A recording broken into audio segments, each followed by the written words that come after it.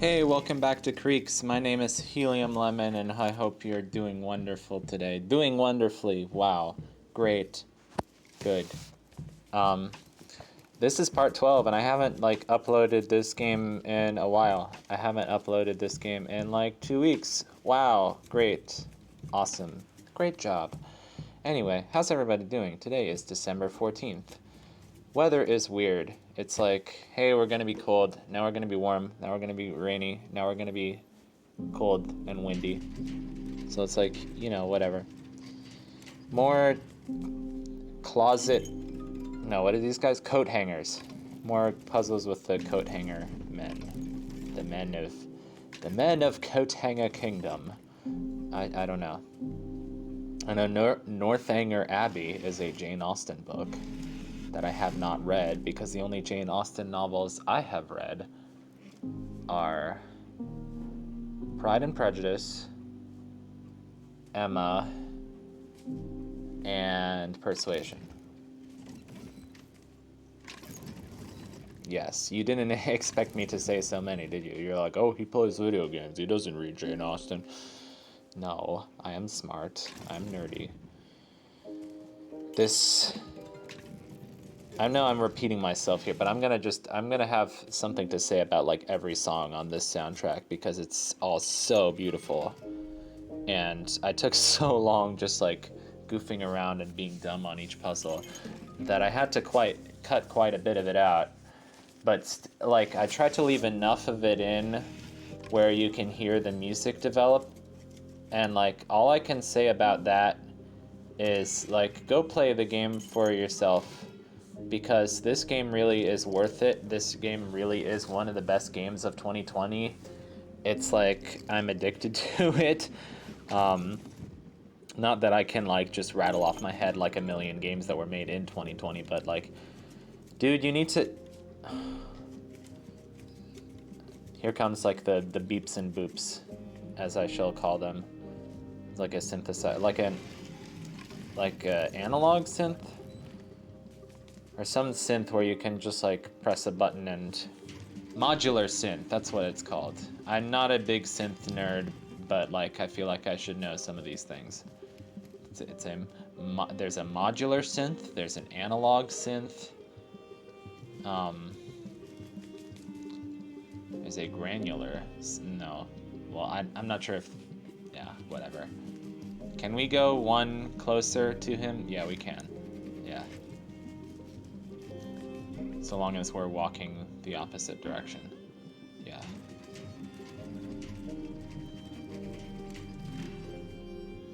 So you go up here.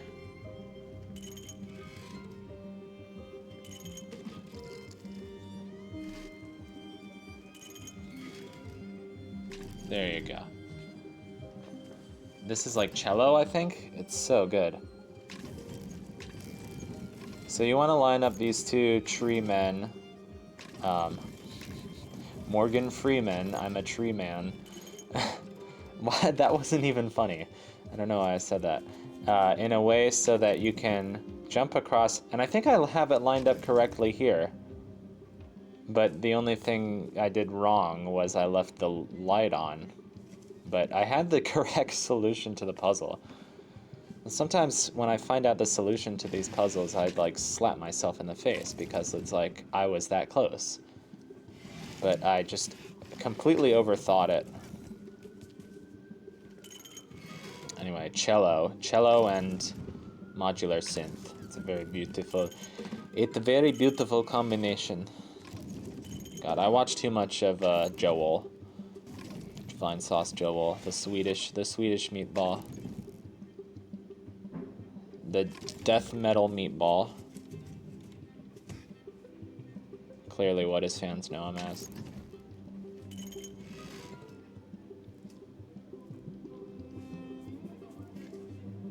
I'm sorry, that's music from somebody's car outside. I hope you can't hear it. Okay. Yes, so just jump across. Okay, I guess we're gonna listen to the music now.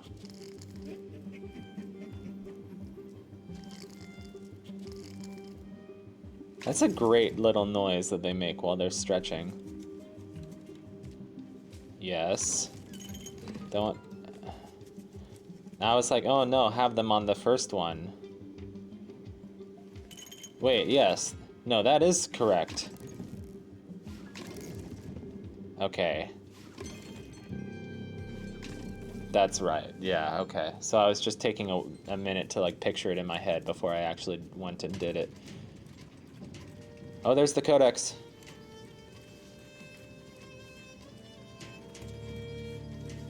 Oh no. Wait, no. It's too far to reach. Bonk. It slipped our grasps once again. Ah, that gosh dang codex. We'll get it eventually. So, as you can tell, I really do love video games, but a lot of my knowledge about them doesn't necessarily come from playing them.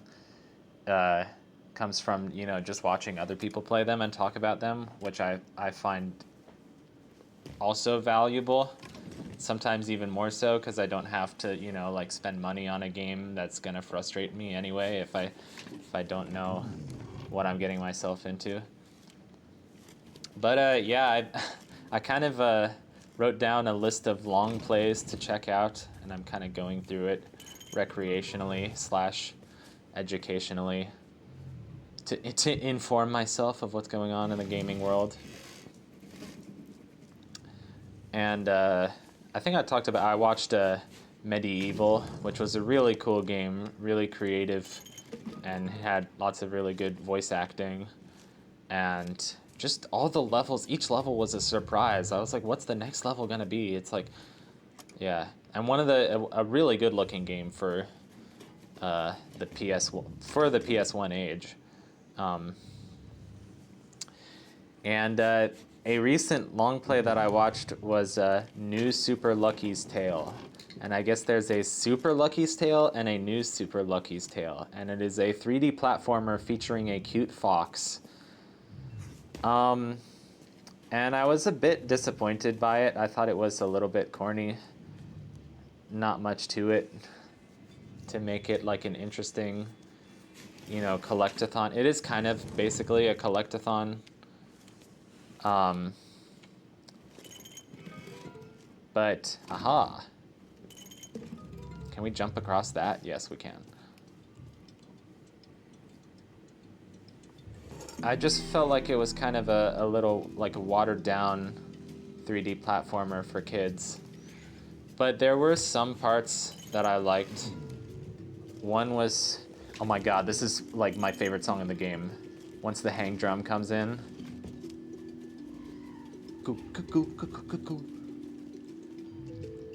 It really fits like the sort of like aquatic theme of this room.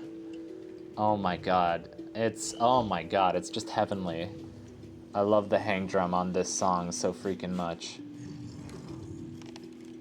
This is weird. What is that supposed to be? It's like a moose in the center, but like his antlers are covered in seaweed. I'm not sure I get it. Or maybe it's just a moose that's made from like different parts of like shellfish and stuff. I don't know. So we get the jellyfish down there. So yes, New Super Lucky's Tale. It had like these different parts, like mini puzzles where you sort of had to like push statues onto not like switches, but like specific like pads. And those were always like a really good puzzle. Like, I know that if I was trying to do them, I would definitely overthink them for a good 10 minutes before actually figuring out a simple solution. And as I'm sure you're aware by watching me fail at this puzzle game, which is not a particularly hard puzzle game, this is not rocket science. This is not Baba Is You. Wah, wah, wah, wah. I love the theme of this little plumber dude. Not sure what species he is. He's probably just a robot. So she's gonna spring his trap because she doesn't feel like it's fair for this, like, monster to be caught in a trap.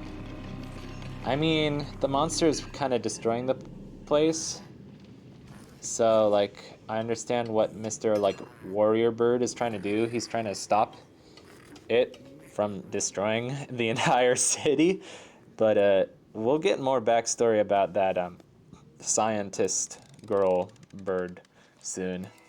As you can tell, they are men and birds of culture. They do not eat poultry.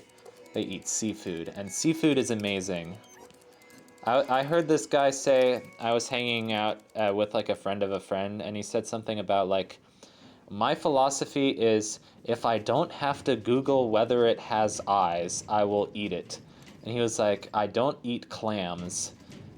And then later he was like, but I'm from Boston. And I was like, wait a second, you're from Boston? You're from New England, but you don't like New England clam chowder. And he was like, well, I think I'm like allergic to clams. But he's like, I like other, like, I like lobster, I like scallops. I don't like mussels. And I'm like, you gotta have mussels in white wine. It's so good. Anyway, what was I talking about before that? I actually did, I had some barbecue chicken.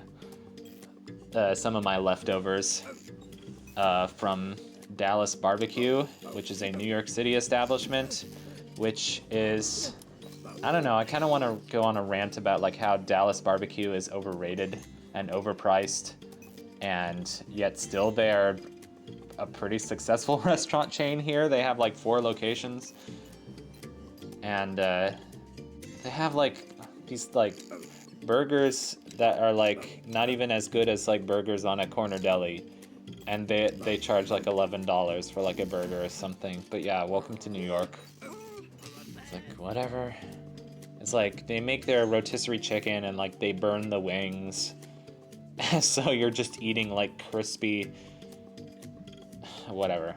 Which I guess is like fine if you like crispy burnt chicken wing. Anyway, it's funny, whenever I heat up leftover chicken... my cat is so interested. He's like sniffing the air and he's like, what is that delicious smell? What is that wonderful smell? So this guy is being chased by one of the desk dogs, which should be, this should be like the name of a gang. Like, we're the desk dogs. Was the Diamond Dogs from Ted Lasso? Oh, brother. This last one took me so long. It's honestly kind of an annoying, because you're like, okay, so I have to move back. No, I don't. It kind of fakes you out. And okay, then you have to move back, but it's like the next time you try it, it's like if you want to remember how to go through it, you have to like come up with like a stupid like saying to yourself. Okay, it's like, okay, I go 1 2 3 2 4 3 3 2 3, not 4, obviously, but it's like I felt stupid doing that, so like I was just trying to remember it genuinely, and now this part is sped up because it just took me that long. So yeah, cool. Happy Tuesday, or whenever you're watching this. I hope you have a good Christmas if you're watching this before Christmas. I don't know. Life is weird, you know. I just feel so lonely. Like, now that I've graduated college, I mean, I'm going to go back to school next year, hopefully, but like I'm doing a job that I don't like. Well, I don't hate it either. Move back. Okay, move forward. Move forward. Aw. Gave him a kiss. Good doggy. Good boy. Yay, I'm riding my doggy like a horse. Like Rugrats. I guess it's fine in this game, because it's all fictional. Ah, the minigames in this game are so cute. Sometimes they're quite frustrating. What is that thing that's blocking the hall? This What is that? Oh.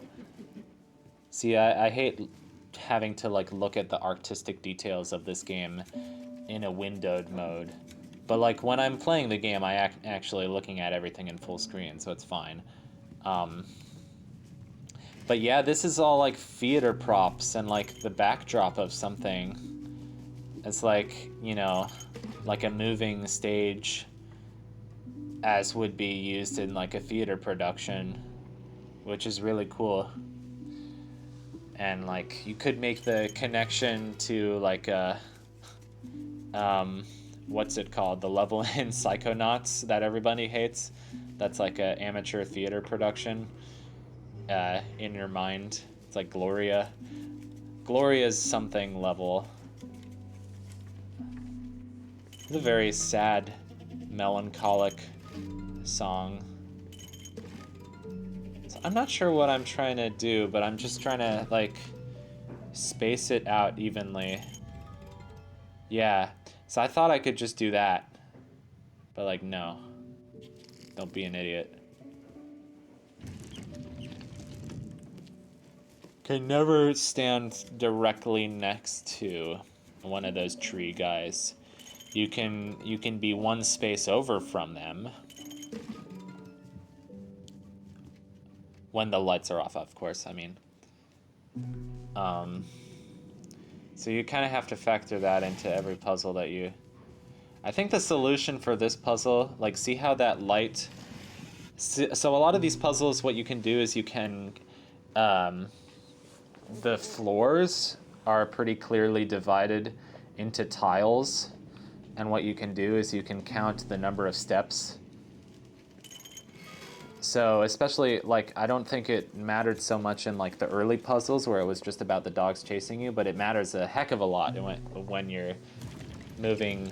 You know, you've always been moving like one tile at a time basically, and now you're counting tiles to make sure you're spaced out correctly with these tree men in order to use them to push down switches and stuff.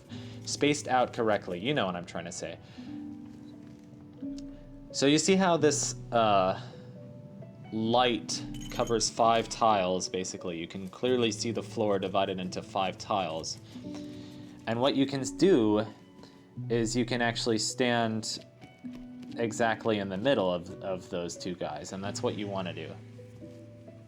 But like I said, it just took me a while to figure that out because I'm dumb. I'm pretty bad at puzzle games, it would seem. Oh, I'm tired.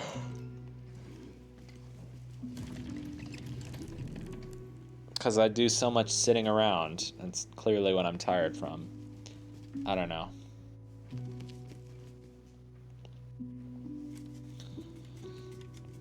I wish I was seeing any of my friends today, but I'm not. Oh well. I can still try and call somebody, I guess.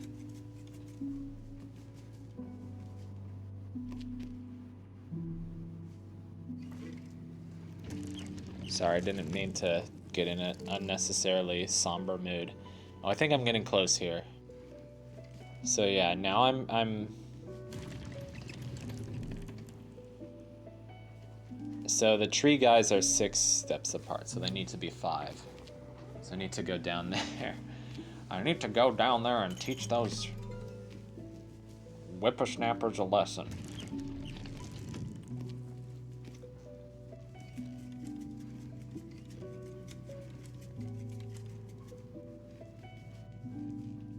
But it's fine. It's like after Christmas. It's like right before Christmas, everybody is like really busy and like that's when their exams are. And after Christmas and New Year's, it'll kind of be like a nice restart.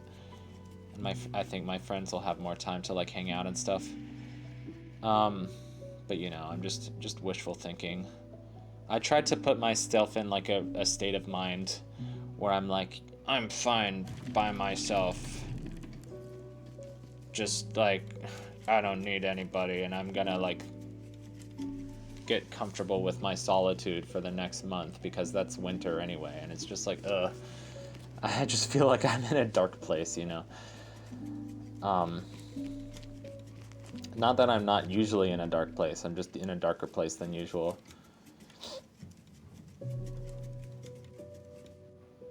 I mean, yeah, whatever.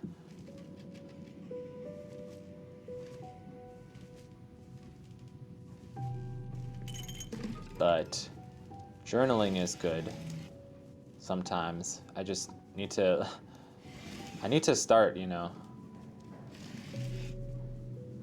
Like you're scared of journaling sometimes. You're like, I don't want to put my thoughts into words. You're scared of it, you know? Almost scared of what? I don't think this is correct yet. Just go in between them.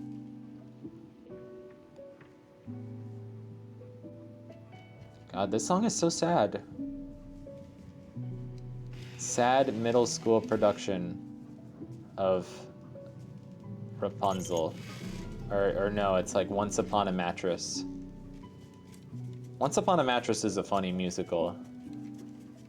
I don't know if like 5th graders get all the humor of it, but it is quite a funny musical.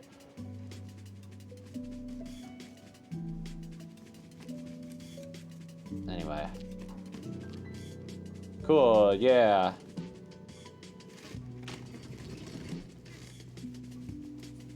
It's like I have a what's that word? What's that word? I'm not gonna remember it in time for before the episode ends. Not a posse, but like that other word. Not squadron. And not escort. And not esquire.